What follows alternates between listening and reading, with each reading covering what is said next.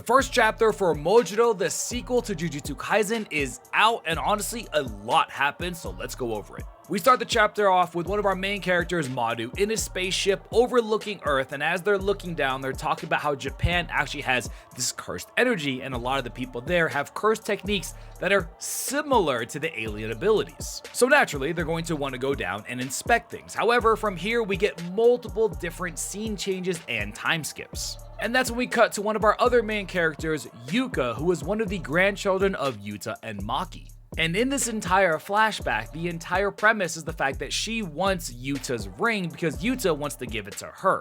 However, as time passes, Yuta of course passes away and the ring is inevitably taken away from her. Because Yuta is no longer around, the Gojo clan actually decides that the ring should go to her brother Tsurugi instead. And Tsurugi even says, listen, this was not my decision. However, he's not going to give the ring back, which of course sparks a rivalry between the two siblings. And that's when we get yet another time skip to where they are young adults and now they're actually working a case together, trying to find disappearing children. And that's when it's revealed that the reason that a lot of children and people of Japan are disappearing is because they are actually being taken and sold due to their cursed energy. And as Tsurugi and Yuka are talking to their supervisor, he introduces them to a third person who's going to be joining them, Madu, who is of course the guy on the cover of the entire manga. Now from here, there's plenty of banter that I would recommend going and reading, but the gist of it is that Madu, because he's an alien, doesn't really understand a lot of things going on, including cursed energy, and honestly just in general human interactions. Now Tsurugi and Yuka literally just go in different directions and leave Madu, which makes Madu cry, and from there Yuka then apologizes and says, don't make me out to be the bad guy, but after a little bit more talking, they reconnect and everything's okay. Now from here, they continue on the investigation and they're actually following this set path that's actually being traced out by cursed energy. However, they also reveal that the cursed technique behind this is that if you follow the path and you get to the end, you are then teleported away. And as they're doing this, the brother Tsurugi is actually following behind them as well, predicting their movements to also try to help, but as they're talking and arguing, a kid runs past both of them, and then you see these hands suddenly emerge from the shadows, grab him, and he teleports away. And Tsurugi, being an absolute Chad, says he still wants to go after the kid to try to save him, so he goes down the path as well and is also forcibly teleported. Unfortunately though, this leaves behind his sword, which is actually why Yuka gets concerned, because she explains that he is actually a heavenly restriction user. That's right, he is a hunter or a sorcerer without cursed energy. We then cut to Tsurugi, who's in front of the person who actually kidnapped him, and that guy is explaining that 68 years ago was actually the original timeline of Jujutsu Kaisen, and because of what happened there, the entire world changed because of that big battle. And this part was a little bit odd, but after mentioning the 68-year time skip, the bad guy explains how there's now aliens on Earth. Just kind of dropped that.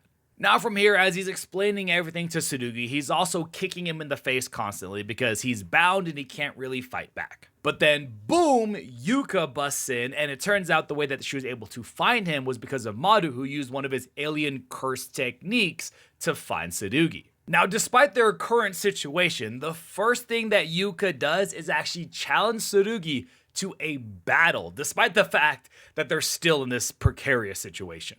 But don't worry, there's actually a story element behind this. Now, they battle for a very brief second, and honestly, Tsurugi overpowers her very easily. Now, this part is going to seem a little bit jumbled, but it all connects, so stay with me. She then attacks the kidnapper with a curse technique, which actually makes claws out of her nails. That part's cool. Cuts the guy's arm, the guy then teleports behind her and tries to attack, but Tsurugi pulls out his sword and blocks it, and they actually take him down.